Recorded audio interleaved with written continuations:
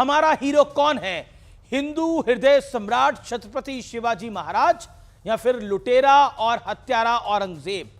अब वक्त आ गया है कि इस डिबेट पर हमेशा हमेशा के लिए विराम लगा दिया जाए, लेकिन विराम लगाने के लिए सारी ऐतिहासिक गलतियों को सुधारना होगा, चोर को चोर कहना होगा, लुटेरे को लुटेरा मानना होगा। इसी बीच मांग उठ रही है कि औरंगजेब की कब्र को हटा दिया जाए। इस पर देवेंद्र फडणवीस ने कहा है कि वो भी ऐसा ही चाहते हैं, लेकिन उनके हाथ कांग्रेस के दौर में बनाए गए नियमों और कानून की वजह से बंधे हुए हैं और इस मुद्दे पर जमकर घमासान मच गया है। आदित्य ठाकरे देवेंद्र फडणवीस पर बहानेबाजी का आरोप लगा रहे हैं, तो लेखक मनोज मुंतशिर ने तो यहां तक कह दिया है कि औरंगजेब की कब्र पर शौचालय बना देना चाहिए। वहीं योगी आदित्यनाथ ने दो टूक कहा है कि हमारे नायक छत्रपति शिवाजी महाराज हैं, औरंगजेब नहीं। और उधर संघ के दत्तात्रेय होसबोले ने इंडिया बनाम भारत की डिबेट को एक बार फिर हवा दे दी है। उन्होंने कहा है कि हमारे देश का नाम भारत है तो इंडिया क्यों कहा जाए, लेकिन आज का सबसे बड़ा मूल प्रश्न है भारत में खलनायकों को हीरो किसने बनाया।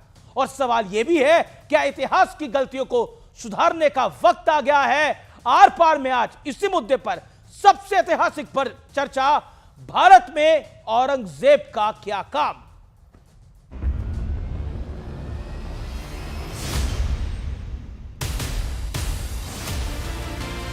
नायक छत्रपति शिवाजी महाराज हैं, औरंगजेब नहीं हो सकता। सिर्फ आपस में लड़ाने के अलावा बीजेपी को दूसरा कोई काम नहीं आता। अबू आजमी ने औरंगजेब का जिन्न बोतल से बाहर निकाला था, अब बात उसकी कब्र तक जा पहुंची। साहेब, आम्हालाही प्रत्येकाला असंच वाटतं, फक्त काही गोष्टी कायद्याने करावे लागतात कारण ती संरक्षित आहे। जुन्या काँग्रेसच्या काळामध्ये एएसआयचं संरक्षण मिळालंय। खबर को छुपाने के लिए कब्र की बात हो रही है। आप ही के हाथों में प्रशासन है, निकालिए। जब आप कहते हैं कि हमारे बाप का हिंदुस्तान था और है, फिर लोग कहेंगे ये तो नफरत की भाषा है। शिवाजी और राणा को पिता कहते हैं हम अपना, हमारे बाप का हिंदुस्तान था और है।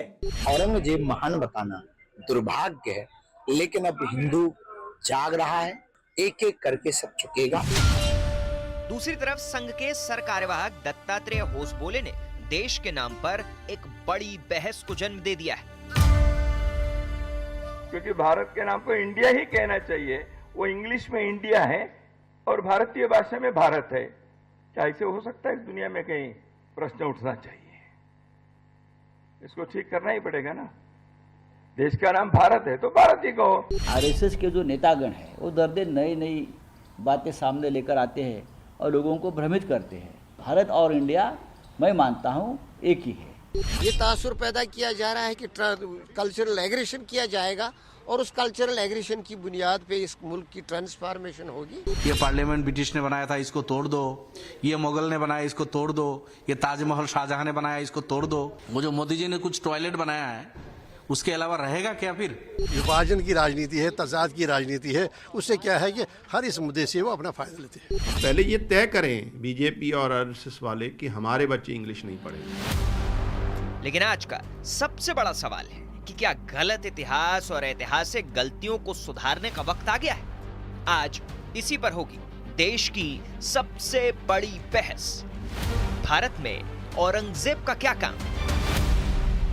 और अब वक्त है आर पार के सुप्रसिद्ध विश्लेषण का। ये नजर डाल लेते हैं ऐतिहासिक भूल का विश्लेषण है। इतिहास के साथ छेड़छाड़, मुगलों की क्रूरता को छिपाया जाता रहा, औरंगजेब की बर्बरता पर पर्दा डाला गया, शहर का नाम औरंगाबाद और सड़क का नाम औरंगजेब रोड रखा गया। ये कितना बड़ा तमाचा था इस देश की बहुसंख्यक आबादी पर।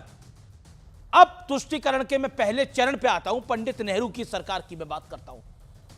Ancient monuments and archaeological sites and remains act 1958 में यह सरकार लाई। चलिए एक्ट लाई, लेकिन केंद्र को किसी भी ऐतिहासिक इमारत के संरक्षण का अधिकार मिला इससे।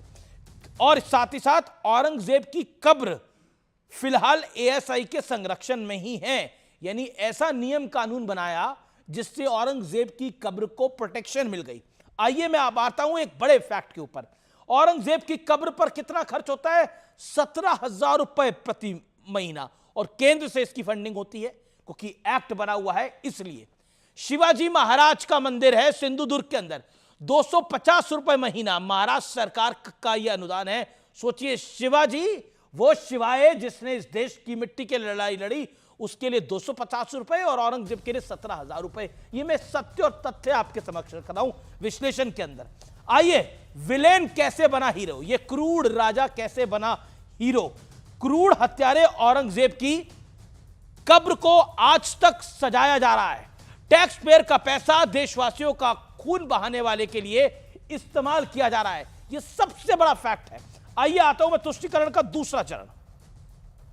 तुष्टीकरण का दूसरा चरण, प्लेसेस ऑफ वर्शिप एक्ट 1991 लेकर आई कांग्रेस की एक और सरकार। 15 अगस्त 1947 के बाद किसी भी धर्मस्थल का स्वरूप नहीं बदला जाएगा। इस कानून से अगर किसी का सबसे बड़ा नुकसान हुआ तो वो हिंदुओं का नुकसान हुआ। और इस एक्ट का असर क्या हुआ, आइए इस एक्ट के असर पे बात कर लेते हैं। किसी भी धार्मिक स्थल के अस्तित्व को चुनौती देना परमानेंट, उस पर बैन लग गया, इसलिए इसका हिंदुओं को नुकसान हुआ। अब मैं बड़े सवाल की तरफ आता हूं, और काशी मथुरा जैसे कई नाम आपके सामने हैं जहां पे हिंदुओं के दावे पे ब्रेक लग गया। लेकिन क्या ऐतिहासिक गलतियों को पीछे छोड़कर अब नया भारत आगे बढ़ेगा? दत्तात्रेय होस बोले ने भी बोला है ये भारत की बात है। मेरे साथ बात करने के लिए कौन कौन जुड़ रहा है? गौरव भाटिया भारतीय जनता पार्टी के प्रवक्ता हैं, सुप्रीम कोर्ट के एडवोकेट हैं, उनका अभिनंदन है। प्रोफेसर पाशा है मेरे साथ, राजद के प्रवक्ता हैं, सीनियर नेता हैं। विवेक श्रीवास्तव है, सीनियर लीडर लेफ्ट के हैं, उनका अभिनंदन है। मेरे साथ इस चर्चा में जुड़ रहे हैं फराज किदवाई, समाजवादी पार्टी के नेता हैं, प्रवक्ता हैं, उनका अभिनंदन है। मौलाना अंसार रजा है मेरे साथ, गरीब नवाज फाउंडेशन के, उनका अभिनंदन है। आप सबको मेरा नमस्कार। इस चर्चा की शुरुआत करता हूं मैं आज सीधा गौरव भाटिया से। गौरव भाटिया, सीधे तौर पर मैं जानना चाहता हूं कि इस देश में औरंगजेब की मुखालफत होनी चाहिए, लेकिन जिस तरह से हिंदू मुसलमान का दौर बढ़ रहा है इस देश के अंदर, क्या आपको जायज लगता है? गौरव भाटिया 50 सेकंड। जी, सबसे पहले तो हमें समझना होगा कि नरेंद्र मोदी जी जब से देश के प्रधानमंत्री बने हैं, तो जो खोया हुआ गौरव है ना भारत का, वो अब हम प्राप्त कर रहे हैं। और क्यों मैं ऐसा कहता हूं, इससे पहले संतुष्टिकरण की नहीं, तुष्टिकरण की राजनीति होती थी, चाहे वो कांग्रेस हो, चाहे वो समाजवादी पार्टी हो या टीएमसी हो जी। और मैं आपको बताता हूं कि देखिए किस तरह से हमने देखा, कासगंज यूपी में एबीवीपी की तिरंगा यात्रा निकाली जा रही थी, उसमें हिंसा हुई, चंदन गुप्ता की हत्या कर दी गई। करौली राजस्थान में हिंदू नववर्ष के मौके पे 20 लोग घायल हुए। मध्य प्रदेश में अभी हमने देखा क्या हो रहा है, नूह में सब लोग देख रहे हैं। ये जो पहले मनमोहन सिंह जी ने एक वक्तव्य दिया था ना, ये सार है इनकी राजनीति का। उन्होंने क्या कहा था? उन्होंने कहा था अल्पसंख्यकों का, खासकर मुसलमानों का पहला हक है भारत के जो संसाधन है। नरेंद्र मोदी जी ने अब दिखाया है कि नहीं, सबका बराबर हक है संसाधनों पे। और औरंगजेब जो है एक क्रूर शासक था, कोई उसको डिनाई नहीं कर रहा औरंगजेब क्रूर शासक है, लेकिन मैं विवेक श्रीवास्तव, जी ओके 1 मिनट डन। विवेक श्रीवास्तव 40 सेकंड शार्प रिप्लाई। मेरा सीधा प्रश्न आपसे ये है, क्या आपको लगता है कि ये औरंगजेब के चक्कर में समूचा विपक्ष फंसता जा रहा है? ये औरंगजेब से आपका क्या लेना देना है? And this is new India, नया भारत है। नहीं, कोई नया भारत नहीं है, कोई नया भारत नहीं है। बैकवर्ड भारत की तरफ हम बढ़ रहे हैं। इकोनॉमिक इश्यूज पे बात मत करो, उन चीजों पे बात करो जिनका न सिर न पैर। 50 साल उस आदमी ने औरंगजेब की बात किसने करी? क्या गौरव भाटिया और उसकी पार्टी ने करी औरंगजेब की बात? माफ करिए, मैं बीच में टोक रहा हूं मैं आपको। मैं विवेक जी कह रहा हूं, औरंगजेब की बात गौरव भाटिया और उसकी पार्टी ने करी या समाजवादी पार्टी के सबसे बड़े नेता ने, के एक बड़े नेता ने करी? और उसकी वकालत कर रहे थे कई सपाही और कई और एक इतिहास का नेता विपक्ष की। अरे बाबा, he was the Mughal emperor of this country for 50 years. आप क्या करेंगे? पन्ने फाड़ने लगेंगे इतिहास के लोगों के, जाएंगे ऑक्सफोर्ड यूनिवर्सिटी, उसकी पन्ने फाड़ेंगे। वो था ना राजा इस मुल्क का 50 साल, वो था ना मुगल एम्परर, और उसमें बहुत सी कमियां थी, गलतियां थी, कुछ क्रुएलिटी भी करी, लेकिन एक अच्छा एडमिनिस्ट्रेटर भी था। बहुत से मंदिरों को दान भी दिया, महाकालेश्वर को दान दिया, जहां जहां हिंदू राजा उसके दोस्त थे, इनवाइट करते थे, मंदिरों को जमीनें भी दी। दोनों पक्ष देखिए ना, ये एक तरफा कह देना कि साहब एक आदमी बुरा है और एक आदमी अच्छा है, हिस्ट्री को हिस्ट्री की तरह लीजिए ना। हिस्ट्री को ही पढ़ के उसको बुरा कहा जा रहा है। हिंदू बनाम मुसलमान क्यों कर रहे हैं? क्यों हिंदू बनाम मुसलमान कर रहे हैं आप? नहीं, मैं उत्तर दूंगा। 90 साल की उम्र तक अपनी सेना के साथ कवायद करता था, घोड़े पे चढ़ता था। वो एक सिंपल राजा था जो सिर्फ अपनी खुद की कमाई से सिंपल राजा नहीं था, क्रूर शासक था। बैठ के कैलीग्राफी जिसने अपने बाप को अपने भाई का सर कलम करके तख्ती पे सजा के भेजा। सम्राट अशोक ने अपने वो साफ सुथरा राजा था आपकी राय के अंदर। सम्राट अशोक ने कितने भाइयों को मारा? ओके गौरव भाटिया, एक second, you made your point. Okay Vivek ji, you made your point. शांत रहिए, गुस्से में मत रहिए। हिंदू राजाओं की लिस्ट दूंगा। अरे भाई नहीं, हिंदू राजाओं की लिस्ट दूंगा जिन्होंने अपने भाइयों को मारा। ओके गौरव भाटिया, उसके खिलाफ बीजेपी बोले। गौरव भाटिया, देखिए ऐसा है, विवेक जी की बात को मैंने सुना और आपने अगर ध्यान दिया उन्होंने क्या कहा, कुछ गलतियां भी करी थी, कुछ क्रूरता भी करी थी। 46 लाख हिंदुओं को मार दिया और ये कुछ है। और यहाँ पे लड़ाई किस बात की है? विचारधाराओं की लड़ाई है। और सबसे पहले ठीक है, इतिहास ये कहता है कि वो एक राजा था, लेकिन हमारा हीरो कौन होगा विवेक भाई, ये हमें तय करने का हक है। और जो भारत है, भारत की जनता है, तो करो ना। वो तय कर रही है कि हमारे हीरो गुरु तेग बहादुर, गुरु गोविंद सिंह जी, शिवाजी महाराज, छत्रपति संभाजी महाराज ये होंगे। अब इस पे आपको क्या परेशानी है? आपको अबू आजमी और अखिलेश यादव पे सवाल उठाने चाहिए। अखिलेश यादव ने अब तक चुप्पी नहीं तोड़ी, बल्कि उन्होंने समर्थन किया अबू आजमी का और उसको अभिव्यक्ति की आजादी बता दिया। तो अगर कब्र में से कोई जिंदा कर रहा है औरंगजेब को, तो वो तो अखिलेश यादव है। और यही कांग्रेस पार्टी कहती है। ओके, मैं रुक करता हूं, फराज किदवई का रुक करता हूं। महाराज जी की बात Gaurav you made point. Okay Vivek 10 second चाहिए मुझे। विवेक बिल्कुल आप 10 सेकंड लीजिएगा, लेकिन मंजूर मुंतशिर हैं, जाने माने गीतकार हैं, लेखक हैं, वो कहते हैं कि औरंगजेब की कब्र हटाने की क्या जरूरत है, उसके ऊपर शौचालय बनवा दो। आखिर उस हत्यारे के लिए यूरिया और नमक तो हम सनातनी दान कर ही सकते हैं, वो तो शौचालय बताने की बात कर रहे हैं। ये सब उसके आप साथ है। ये नॉनसेंसिकल बातें हैं। हाँ, और जिन मुंतजिर साहब की आप बात कर रहे हैं, उन्होंने तो चंद्रशेखर आजाद को कहा कि ये तो ब्राह्मण जाति के हैं और इसलिए इसमें ब्राह्मण जाति का एक ग्लोरिफिकेशन होना चाहिए, जबकि वो कॉमरेड थे। तो इनके मुंतजिर साहब का तो मैं जितना बोलूं वो कम है। दूसरी बात, गौरव भाटिया जी सुन लीजिए आप, औरंगजेब के प्रशासन में जितने ज्यादा हिंदू एम्प्लॉयड थे वो किसी मुगल एम्परर में नहीं एम्प्लॉयड थे। उनके जो मेन जनरल थे जयसिंह, उन्हीं की वंशज दिया कुमारी आपके एडमिनिस्ट्रेशन में राजस्थान में है। दिया कुमारी कौन है? दिया कुमारी के पूर्वज कौन थे सर? 46 लाख दिया कुमारी के पूर्वज कौन थे? जयसिंह थे। कौन थे जयसिंह? सिपह सालार थे औरंगजेब के। सिपह सालार थे औरंगजेब के। तो यही तो बात हुई जब जय सिंह और शिवाजी में बटे, वही तो बात हुई। आप सही बात कह रहे हैं। जय सिंह की आप बात कर रहे हैं, जब शिवाजी और जय सिंह में बटे, जब जय सिंह और शिवाजी में बटे तो कट गए। सच्चाई तो यही है ना, जब बटे हैं तब तो फिर कटे हैं, फिर वही बात आ जाएगी। ओके शोर नहीं मचाने का चर्चा, आप शोर मचा रहे हैं। अब विवेक जी मेरा निवेदन को स्वीकार करिए। देखिए फिर तो वही लाइन आ जाएगी, बटेंगे तो कटेंगे। जब जय सिंह और शिवाजी में बटे तो कट गए। ठीक है, मैं रुक करता हूं। मैं ये इस पूरी चर्चा को खाद पानी अगर किसी ने दिया है तो समाजवादी पार्टी ने दिया है। Okay Faraz Kidwai on screen, no one else. Faraz Kidwai. Okay sir, एक सेकेंड, अब आप साइलेंट करिए ना, आप अपनी बात को रख लिया, पूरा आपको वक्त मिला। फराज किदवई, क्या आपको लगता है कि इस पूरे घटनाक्रम में आपकी पार्टी के एक नेताओं का नहीं, कई नेताओं का विशेष हाथ है? मतलब क्या आपको लगता है, और दत्तात्रेय होसबोले ने आज बहुत महत्वपूर्ण बात बोली कुछ दिन पहले, उन्होंने बोला कि ये नया भारत है। आप पुरानी सोच में ही अटके पड़े हैं। अमीश जी, देखिए अमीश जी, अभी आपने 2 बातें बोली। आपको पता है कि आज आपसे भारतीय जनता पार्टी बहुत नाराज हो जाएगी, और वो इसलिए नाराज हो जाएगी कि आपने अभी कहा कि औरंगजेब के इस विवाद को औरंगजेब के ऊपर पूर्व विराम लगा दिया जाए।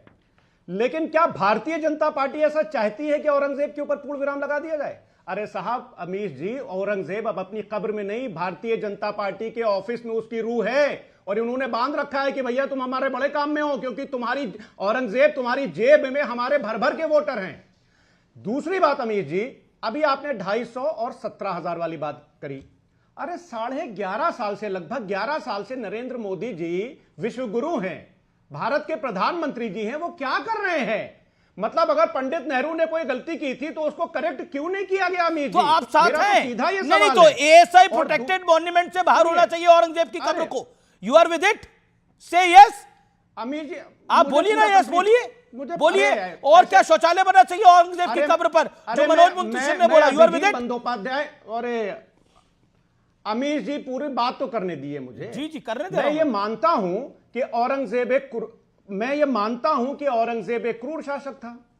उसने हिंदू भाइयों के मंदिरों को तोड़ा, लेकिन कश्मीर के राजा हर्ष, इंडिया की हिस्ट्री में वो एक इकलौते राजा थे जिन्होंने हिंदू मंदिरों की मूर्तियों को चुराने के लिए, जब आप ये बोलते हैं तो औरंगजेब को डिफेंड करते हैं था। और सुनिए, और उस पद का नाम था धर्मस्थपाल। और डॉक्टर रुचिरा शर्मा जो हिस्टोरियन है वो ये बताती हैं। तो औरंगजेब ने जब आप ये तमाम तर्क लेके आते हैं तो औरंगजेब को डिफेंड करते हैं। नहीं अमीर जी, डिफेंड बिल्कुल नहीं करे। राजा हर्ष के साथ भी वही होना चाहिए जो औरंगजेब के साथ होगा।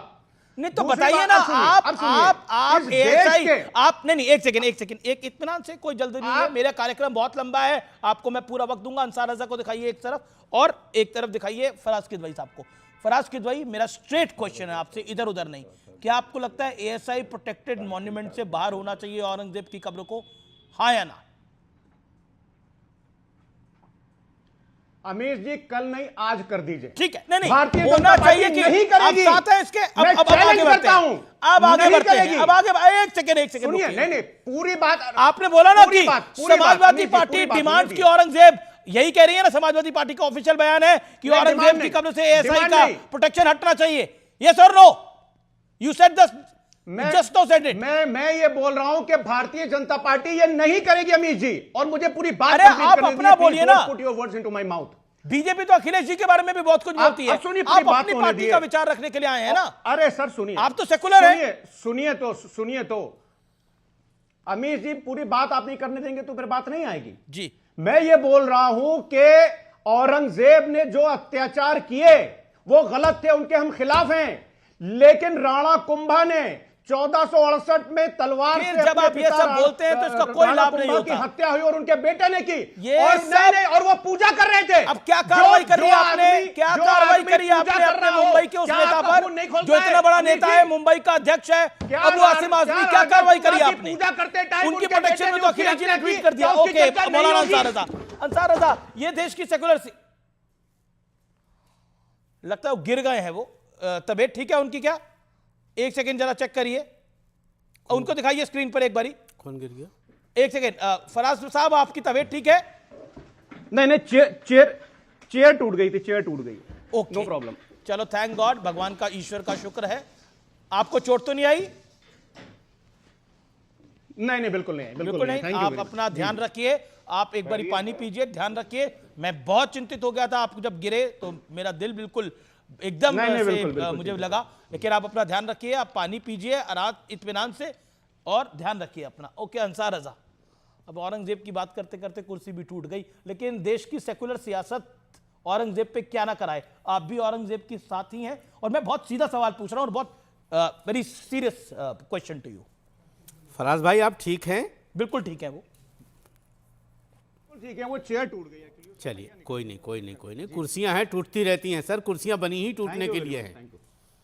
कोई बात नहीं, टूटती रहती हैं। अभी बीजेपी की कुर्सी टूटने वाली है तो जी टूटती रहती हैं। बहरहाल, अब हम मुद्दे पे आते हैं। देखिए अमीश जी, इस मुल्क की खुशनसीबी कहिए या दुर्भाग्य कहिए जी, जिस मुल्क में तरक्की की बात होनी चाहिए थी, वहां कुछ सेकुलर नाम निहाद पार्टियां हमें औरंगजेब और बाबर पर उलझा करके रखा हुआ है एक जमाने से। ये सेकुलर पार्टियां, मैं किसी और की बात नहीं करता, कभी भी हमारी कलम की बात नहीं करती, हमारी कॉपी की बात नहीं करती।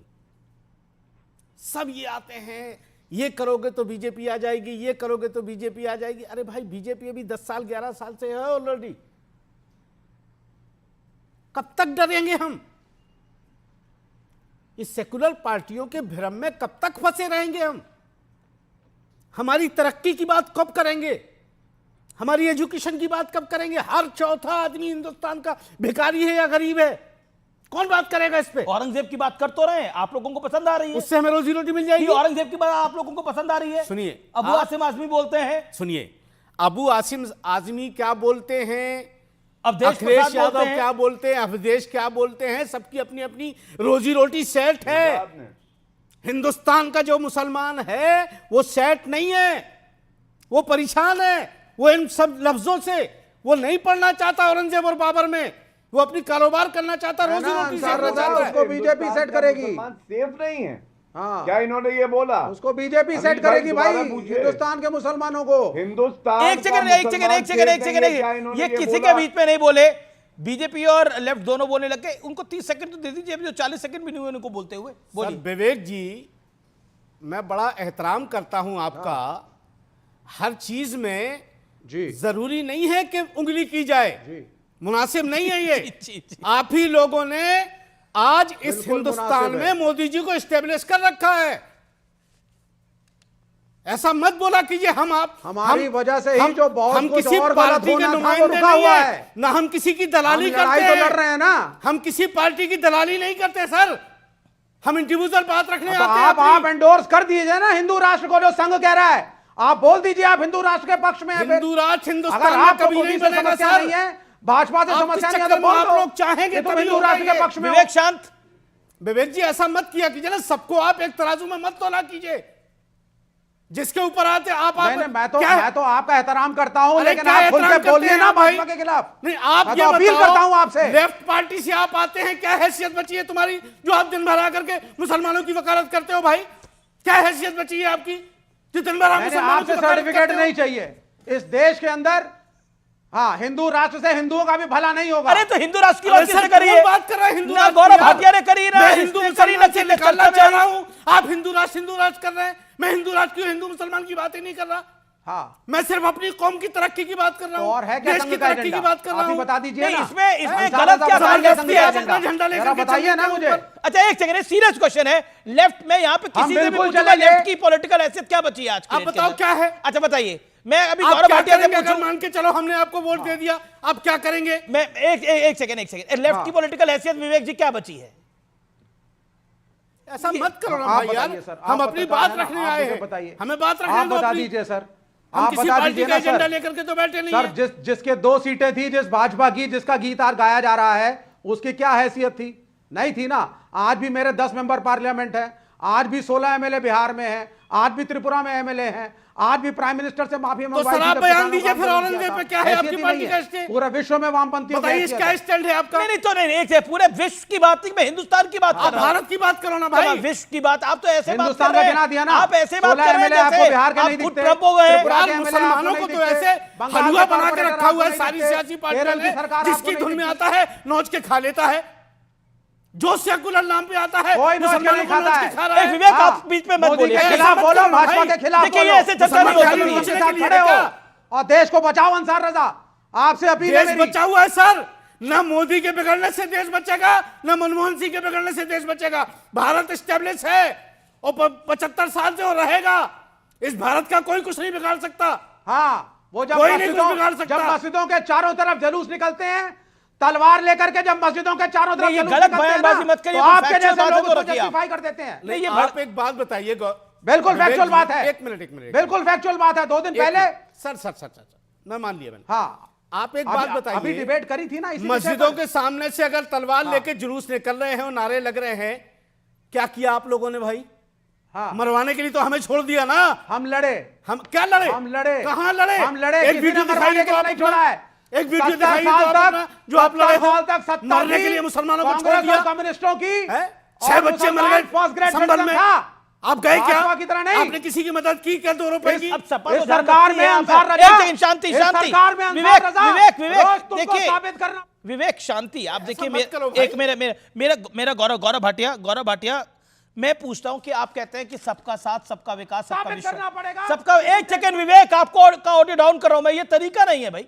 अभी तक प्रोफेसर पाशा एक भी बारी नहीं बोले हैं, ये तरीका नहीं है। गौरव भाटिया मैं आपके एक मंत्री का बयान पढ़ रहा हूं, रघुराज सिंह है। आप कहते हैं कि हम तो प्यार मोहब्बत फैलाते हैं, हम तो बहुत शांति करते हैं, सबका साथ सबका विकास करते हैं। रघुराज सिंह है, वो कहते हैं कि तिरपाल से मस्जिदों को ढक दें आप लोग। मैं निवेदन करूंगा जैसे मस्जिदों को भी तिरपाल से ढकते हैं, तिरपाल का हिजाब बना लें। मतलब इस तरह की भाषा बोली जाएगी। और मंत्री है उत्तर प्रदेश सरकार में ये Raghuraj Singh, why saying this? दर्जा प्राप्त मंत्री, एक दर्जा प्राप्त मंत्री, क्यों बोला उन्होंने ये बात? आपके नेता है। देखिए ऐसा है अभी जी, मैं समझता हूं जो मंत्री जी ने कहा वो बयान बिल्कुल उचित नहीं है, उसको और प्रेम पूर्वक सरल भाषा में भी बताया जा सकता है। अच्छा, इसे प्रेम पूर्वक बोला जाए। बात सुनिए, हटाएंगे उनको। एक सेकंड अंसार रजा, मैं बताता हूं कैसे। अब अगर मैं अपनी बात रख लूं, बिल्कुल रखिए आप ही की बात। अब ये कौन सा तरीका है? आप चर्चा एक लाइन के बाद कुछ गलत कह रहे हो, आपको कुछ कहना है तो आप बोलिए, या किसी और को कहना है, मुझे कोई दिक्कत नहीं। मैं बताता हूँ क्या कहने जा रहा हूँ, सुनिए। बहुत जल्दी गुस्से में आ जाते हैं आप। अरे रोड पे थोड़ी डिबेट हो रही है यार, टीवी भी चैनल पे हो रही है, मोहब्बत से बात कीजिए जैसे हम मोहब्बत से बात कर रहे हैं। मैं आपका देखिए, नाराज होने का क्या मतलब है? पहली बात तो हमेशा नाक पे गुस्सा लेकर के घूमते रहते हो यार। इनको चुप कराइए, इनको चुप कराइए, शांत हो जाइए। चलिए मौलाना जी शांत कराइए। ना मुझे गुस्सा आता है और ना मैं आपको आने दूंगा। सौहार्द पूर्वक बहुत प्यार से अपनी बात समझाऊंगा। सर आपके चेहरे से पता चल रहा है। अमीर भाई ये एक एक लाइन पे रिबटल लेने के लिए यहाँ बैठे नहीं है। देखिए ये उचित तरीका नहीं है। सुनिए, सबसे पहले आप ही से प्रश्न पूछता हूं, औरंगजेब महान थे या क्रूर शासक था? बताइए। चलिए किससे पूछ रहे हैं? मुझसे। आपसे सवाल है, इतनी देर आपने बोला। एक आपसे पूछ रहा हूं, बताइए, फिर मेरी बारी मैं पूरी करूंगा। मतलब औरंगजेब महान था या क्रूर था, यही पूछ रहे हैं ना आप? क्रूर शासक था, बताइए। यही पूछ रहे हैं ना आप? बिल्कुल। आप लोग जो इतिहास पढ़ा रहे हो ना, जो इतिहास आप लोग पढ़ा रहे हो, नहीं, ये उत्तर वो नहीं सारे है। लोग जानते हैं आप सर। देखिए, चलिए सर सारे लोग इतिहास जानते हैं, जो आप पढ़ाने की कोशिश कर रहे हो। अब आप क्या कहते हो? जो आपकी जेली मतलब जिनके छत्र छाया में आप भाई लोग देखा रह आपने, रहे ये हो, नहीं बता पाएंगे। उनको ऐसा काम आपने सौंप चलिए, रखा अब मैं है आपकी बात बताता कि अब कुछ जरूरत नहीं है आरएसएस की। शांत, आरएसएस की अब कोई जरूरत नहीं है। अब लगा दिया आपने शांत हो इंडिया जाइए। भारत पे। अब अमीर भाई इनको शांत अब भारत इंडिया पे लगा दिया एक गौरव भाटिया चर्चा करने का उत्तर दे नहीं पाए। गौरव भाटिया बता तो दिया कि जो इतिहास आप पढ़ा रहे हो वो लोग पढ़ रहे हैं। गौरव भाटिया, अरे चलिए, अच्छा बताए, सबने सुन लिया ना। सुनिए अब अमीर भाई, आपने देखा, आपने ये बात देखी, ये प्रश्न एक वजह से पूछा था। क्या इनके मुंह से ये निकला कि क्रूर शासक था औरंगजेब? नहीं निकला। मालूम है क्यों? इनको मुसलमान होने का धागा जोड़ रहा है। ये वो वाले हैं जो कहते हैं 800 साल हुकूमत करी हिंदुओं पे। गुरु तेग बहादुर, शिवाजी महाराज इनके आदर्श कभी नहीं हो सकते। और 5 साल पहले तक, अभी एक डिबेट में ये बता रहे थे क्रूर शासक है। एक सेकंड, एक वीडियो है, सुनिएगा क्या कह रहे हैं। गौरव मेरा आपसे प्रश्न है। सुन लीजिए। ओके। अरे अमीर भाई एक मिनट रुक जाइए भाई, आप प्रश्न है तो रुक जाएगा, 10 सेकंड क्या हो जाएगा? सुनिए, ये इनका वक्तव्य 5 साल पहले, सुनिए, 5 साल पहले। एक्सपोज करने दीजिए मौलाना साहब को, अभी गुस्सा आएगा। देखिए ये सुनिए।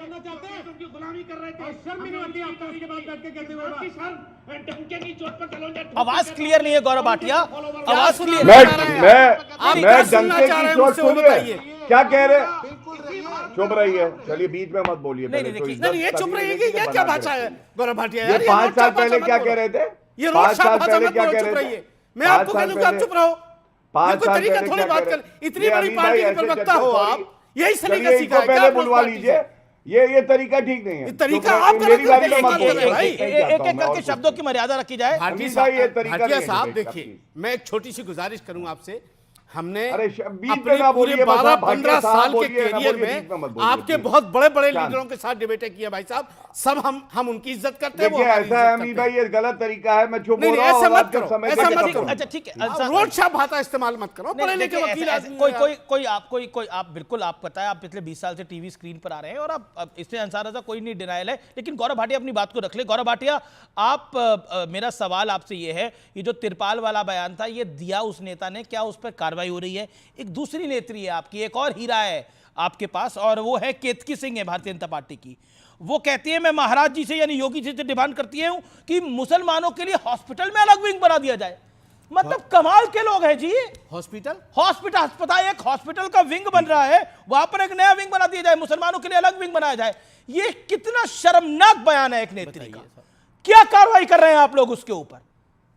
ऐसे चलाएंगे आप लोग? शांत हो जाइए। अब जी, दोनों बातों को शांत नहीं, सवाल है गौरव भाटिया, मैं सवाल है, बता सवाल दूं का कैसे जवाब चलाएंगे। दीजिए। शांत गौरव हो भाटिया जाएंगे जी तो जवाब बताऊंगा। दीजिए। सबसे पहले सुनिए, मौलाना साहब का वक्तव्य जो मैंने जनता को सुनाया 5 आप साल मौलाना साहब पहले, के ये कह रहे वक्तव्य थे, पे मैं अटके, मैंने डंके की केतकी सिंह चोट का पर सवाल कहता पूछा हूं, आपसे, तो मैं उत्तर दूंगा। अमीश भाई ऐसे देखिए चर्चा मत कराइए, मैं बिल्कुल- आप हर मैं लाइन पे मुझे टोक नहीं सकते हैं। अगर आपको टोकना है आप टोकिए, तो प्लीज शांत हो जाइए। मैं दोनों बातों पे अपनी बात ठीक है, रखूंगा। रखिए, आप रखिए। अगर मेरा समय खत्म हो और मैंने बिल्कुल, बात ना आपका रखी एक हो मिनट तब है, आप make your point, make your point, बोलिएगा। no her one line will के बाद बीच में आ जाना, प्लीज डोंट। Thank you. पहले मौलाना साहब का 5 साल पहले का क्या बयान था सुनिएगा। मैं डंके की चोट पर कहता हूं कि मैं औरंगजेब का फॉलोअर हूं, वो मेरे हीरो हैं। आज बदल गए, क्यों मालूम है? क्योंकि अब हिंदू जागृत हुआ है। अब हम भारत की बात करते हैं, हमारी जो चेतना है वो जागी है, और इसीलिए मैंने कहा हम अपना गौरव प्राप्त करेंगे। इसलिए ये पलटू राम यूटर्न ले रहे हैं। अब दूसरी बात, आपने कहा बयानों पे कार्रवाई की करी। राहुल गांधी ने जब डेंगू मलेरिया सनातन का विरोध किया था, हिंदुत्व को आतंकवाद कहा था, हिंदू कांग्रेस का आतंकवाद, प्रवक्ता उन पे है क्या यहाँ? कार्रवाई की बात करी थी? सुनिए, ठीक है, सपा अखिलेश यादव, उन्होंने कुंभ फालतू है मृत्यु कुंभ का समर्थन किया। कहीं भी कंकड़ रख दो, झंडा लगा दो, मंदिर हो जाता है। कार सेवकों पे गोली लगाई, क्या कार्रवाई हुई? अबू आदमी पे अभी क्या कार्रवाई हुई? और उसके बाद आरजेडी लालू प्रसाद यादव ने कहा फालतू कुंभ, क्या कार्रवाई हुई? मैं यहां राष्ट्र प्रवक्ता होने के बावजूद एक बात बिल्कुल स्पष्ट कहता हूं कि अगर कोई भी नेता हमारी पार्टी से इस तरह का बयान देता है तो हम लोग समझते हैं नहीं, उचित बिल्कुल। नहीं है देखिए, और मेरा इसका प्रश्न, खंडन करते ठीक है हैं। गौरव, लेकिन- आपने बोला आपको मैंने सुनिए 1.5 मिनट दिया अपनी बात अब मेरी रखने के बात लिए। मेरा पूरी हो 20 जाए। सेकंड का प्रश्न है, ये केतकी एक सिंह बात और कहना और चाहता रघुराज हूं। सिंह, क्या आपको नहीं लगता इन पे कार्रवाई होनी चाहिए? द वे उनका स्टेटमेंट आया है, दैट्स माय पॉइंट। हाँ, मैं अब बताता हूं। देखिए, एक बात भारत के मुसलमानों को भी सोचनी चाहिए। जब हम ईद मना सकते हैं, बकरीद में उनके साथ हो सकते हैं, होली में आप कहो टच मी नॉट, मैं बाहर निकलूंगा तो मेरे ऊपर रंग गिर जाएगा, तो मेरे धर्म पे आंच आ जाएगी। ये तरीका सही नहीं है सौहार्द का। और यही बात उत्तर प्रदेश में भी कही जा रही है कि आप मिलकर होली खेलिए। ठीक है, गौरव, प्रोफेसर पाशा वेट कर रहे हैं। आप बिल्कुल पाशा साहब को बुलाइए। जी जी जी जी जी। मैं आपकी बात से सहमत हूं कि ईद भी मनाते हैं, दिवाली भी मनाते हैं, होली भी मनाते हैं, लेकिन क्या कोई भी त्योहार गुंडई भाषा का इस्तेमाल करके संवैधानिक पद पर बैठ करके गुंडों की तरह धमकी दे सकते हैं क्या आप? ये संविधान है? पद है, बताइए जरा। है नहीं, संवैधानिक पद क्या है? नरेंद्र मोदी जी क्या करते हैं? क्या योगी आदित्यनाथ जी संवैधानिक पद पर नहीं है? ईद पे भी उन्होंने नहीं कहा कि वो पहलवान है, है भाषा से निकल योगी गया होगा। आदित्यनाथ जी ने क्या किया? उन्होंने नहीं कहा क्या योगी आदित्यनाथ ने? क्या योगी जी ने नहीं कहा कि वो पहलवान नहीं, नहीं, इस तरह की भाषा नहीं इस्तेमाल होनी चाहिए। आप ये कहते हैं कि भाई त्योहार योगी आदित्यनाथ जी ने कहा कि 52 जुम्मे आते हैं साल में 52 बार।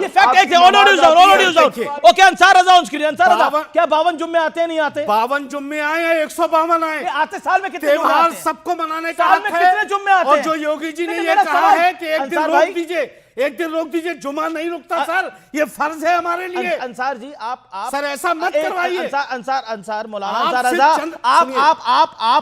आप अरुण जेटली से लेकर, एक सेकंड, पीयूष गोयल तक, उसके बाद नकवी जी तक, कपिल सिब्बल के साथ सबके आपने मेरे को एक जिम्मेदारी से बात बताइए। मैं आपसे बड़ा माजरत होकर सवाल पूछ रहा हूं, साल में कितने जुम्मे आते हैं? 52 जुम्मे। 52 जुम्मे। एक सेकंड, और होली कितनी आती है? एक आती है। बस अब यही बात को, प्रोफेसर पाशा, साल में कितने जुम्मे और कितनी होली बताइए? और ये सेकुलर सियासत में औरंगजेब प्रेम जरूरी है क्या? अमीश देवगन जी, मैं तो ये नहीं समझ पा रहा हूं कि मैं यहाँ ऑडियंस के तौर पर हूं। नहीं, आप मेहमान के तौर पर हैं। आप देख रहे थे चर्चा कितनी गर्मा गर्म हो गई, और एक हमारे गेस्ट तो गिर भी गए। आपने पौन घंटे तक आपने मुझे आधा घंटा तो कार्यक्रम शुरू, 28 मिनट तो कार्यक्रम शुरू हुआ है। बोलिए आप। मैं आपसे रिक्वेस्ट करूंगा कि इस शो को मत गिराइए, इसकी गरिमा को मत गिराइए। आप जानते हैं कि देश किस तरह की परिस्थितियों से आज दो चार है, और हर बात को हिंदू मुस्लिम के चश्मे से नहीं देखना चाहिए। देश बड़ा है और हिंदू मुस्लिम इस देश के नागरिक हैं। हम सब एक दूसरे का सम्मान करते हैं, एक दूसरे के साथ जीते हैं, एक दूसरे के साथ पर्व त्यौहार मनाते हैं। रही बात एक ख़ास तरह की मानसिकता की, तो सच्चाई ये है कि भारतीय जनता पार्टी एक ऐसी बीमारी से ग्रस्त है जिसको मुस्लिम फोबिया कहते हैं। और आज से नहीं, जब आरएसएस का जन्म हुआ था 100 साल पहले, तब से ये बीमारी लगी हुई है और इस बीमारी का इलाज जनता करती आई है। इसके बावजूद भी बीमारी ठीक नहीं हुई।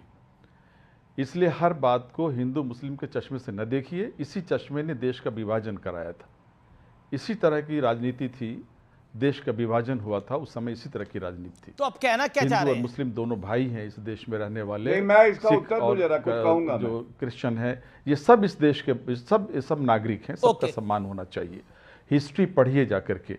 मैं औरंगजेब पर अथॉरिटी नहीं हूँ, लेकिन जो सबसे बड़ा इतिहासकार जो अथॉरिटी है वो पंडित विशंभर नाथ पांडे, बहुत बड़े गांधीयाई फिलोसफर थे। उन्होंने किताब लिखी औरंगजेब पे और वो सारे शवाहिद, वो सारे एविडेंसेस उन्होंने उस किताब में दिए। अगर आप पढ़ना चाहते हैं तो उस किताब को पढ़िए। मैं इसके अलावा औरंगजेब पर कुछ नहीं कहना चाहता। आपको जो कहना है, जो करना है वो कीजिए, लेकिन मेरा सिर्फ एक अनुरोध ये है कि देश जो है, नया भारत जो है इस तरह के विवादों से नहीं बनेगा। नया भारत बनेगा जो हमारे अंबेडकर, बाबा साहब अंबेडकर के संविधान पर आधारित नया भारत बनेगा, गांधी के सपनों पर आधारित। ठीक है, ओके गौरव, लेट गौरव मेक हिज पॉइंट। सर आपने 3 मिनट बोला, गौरव भाटिया का जवाब सुन लेते हैं अब। Gaurav Bhatia 30 seconds, sharp reply, then professor Pasha.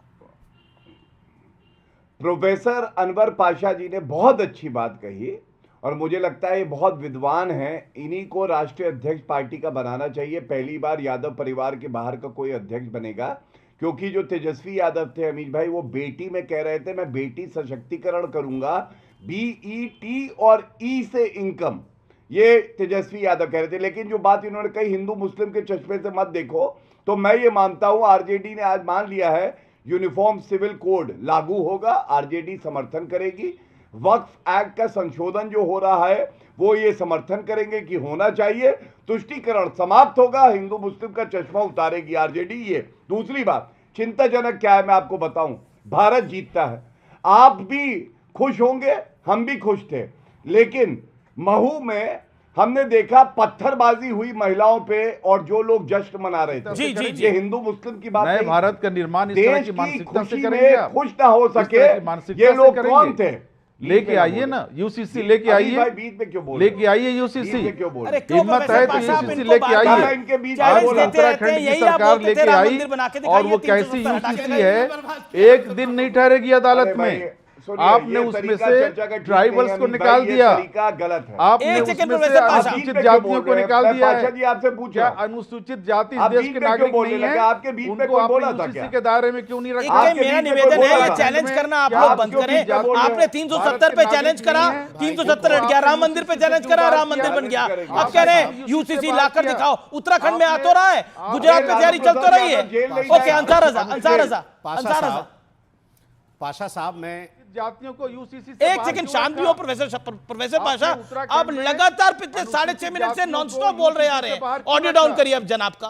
Pasha साहब, आप अच्छी बात करते हैं, इसमें कोई शक नहीं है कि तालीम याफ्ता हैं आप, लेकिन खुदा के वास्ते ये चैलेंज करवाना बंद करवा दीजिए अपनी पार्टियों से कि ऐसा करके दिखाओ तो ऐसा हो जाएगा, ऐसा करके। इन्हीं चैलेंजों ने मुसलमानों का जनाजा निकाल रखा है सर। ये चैलेंज जो आते हैं ना, और फिर वो दूसरी पार्टी गुस्से में आती है, वो काम करके गुजर जाती है, हम रेल जैसी देखते रह जाते हैं। रजा साहब, आप नहीं बोल रहे हैं, ये 5,000 रुपया बोल रहा है जिसके लिए दलाली करते हैं आप। ये बहुत खराब है। नहीं, 5,000 रुपया बोल रहे हैं रजा साहब, आप दलाली करते हैं भाजपा के दलाल के तौर पर। आप क्या बोल रहे हैं? आप बड़े हमदर्द बनते हैं, भाषा की मर्यादा रखें कम से कम।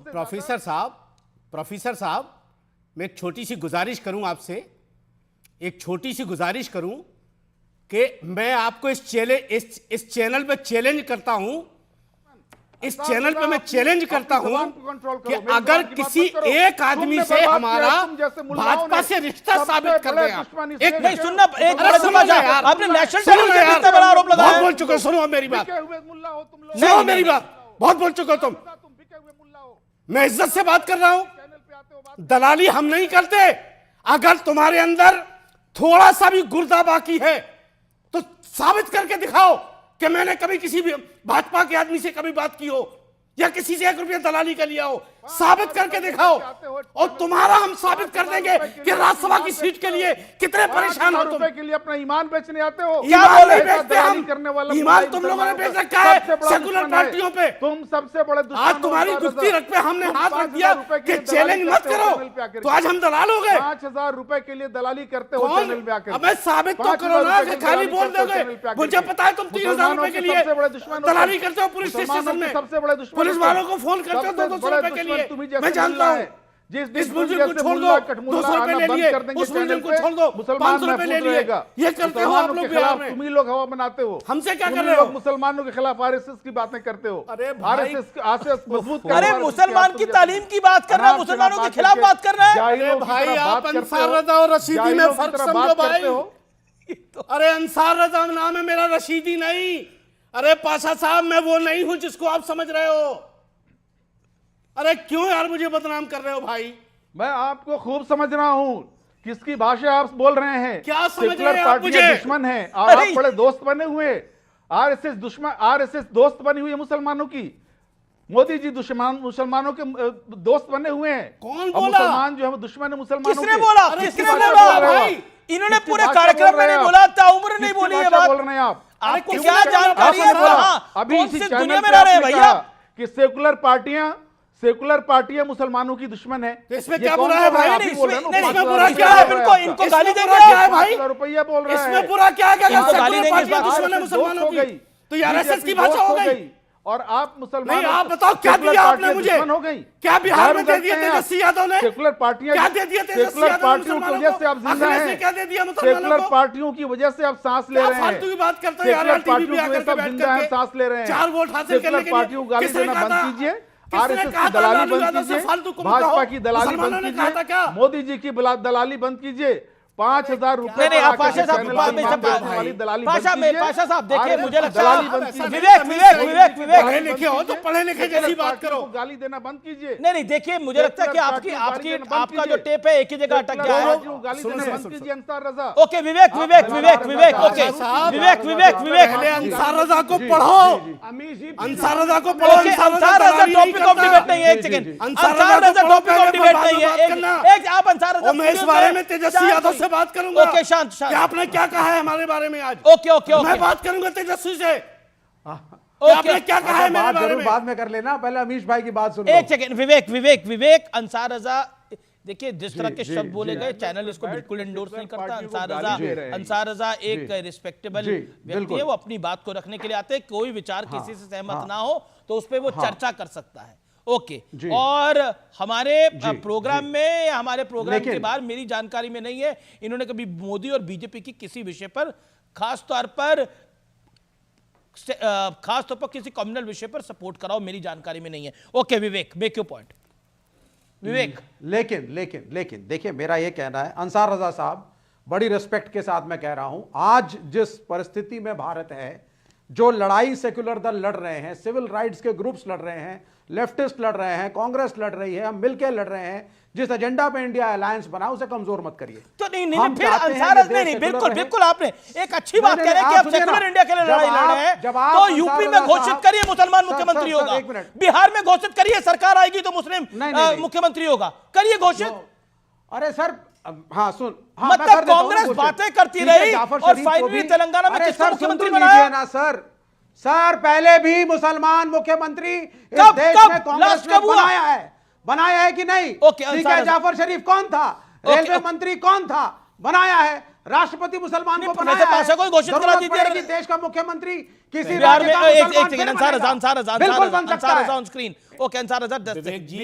विवेक जी, मैं डंके की चोट पर अमीश जी के चैनल पर कहना चाहता हूं कि मैं चाहता हूं कि इस मुल्क से भाजपा का और आरएसएस का नामो निशान मिटना चाहिए। ना मैं किसी की दलाली करता हूं, ना पुलिस वालों को 500 रुपए के लिए फोन करता हूं। मैं आपकी बात का समर्थन करता हूं। मैं चाहता हूं कि ये मुल्क बचे, आप बोलिए कि सरकार को हटाना है, सुनिए, हटाना है मोदी को बोलिए, और ये हटाना है बीजेपी को बोलिए। नहीं, समाप्त करना है आरएसएस को। मैं बीजेपी की बात कर रहा हूं, पर्सनली मोदी की बात नहीं बोलिए ना, इस बात को खुल के बोलिए। आपसे से मैं बोलता हूं कि अगर अपनी आइडियोलॉजी के साथ खड़े होइए, अगर इस मुल्क को बचाना है तो आरएसएस और भाजपा को हिंदू राष्ट्र नहीं बनने देंगे। बोलिए आप, सुनिए मेरी बात, सुनिए। अगर इस मुल्क को बचाना है तो ठीक है, मुझे भाजपा से ब्रेक के बचाना लिए- है, आरएसएस से बचाना है। दूसरा, अनवर पाशा साहब, मेरी खुदा के वास्ते हाथ जोड़ के गुजारिश है, अंसारदा को मत छेड़िए। अच्छा, मुझे मेरी ब्रेक के लिए रुकना गुजारिश है पड़ेगा, आपसे, मुझे ब्रेक के लिए- अंसारदा को मत छेड़िए। अच्छा ठीक है ठीक है ठीक है, ओके, मुझे ब्रेक के लिए रुकना पड़ेगा, मैं ब्रेक ले रहा हूं, ब्रेक के बाद वापस आ रहा हूं, आप देख रहे हैं आर पार। ओके ओके ओके ओके, मैं ब्रेक के लिए